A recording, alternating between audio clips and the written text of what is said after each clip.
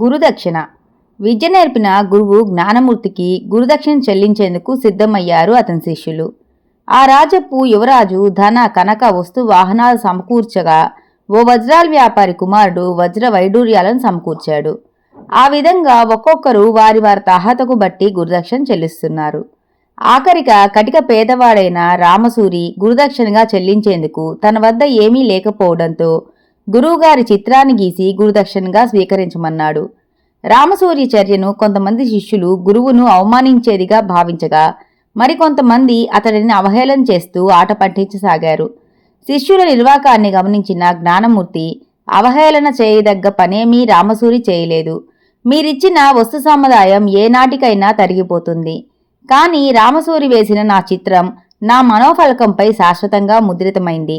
అతడిదే నిజమైన గురుదక్షిణ అంటూ శిష్యులను సున్నితంగా మందలించాడు.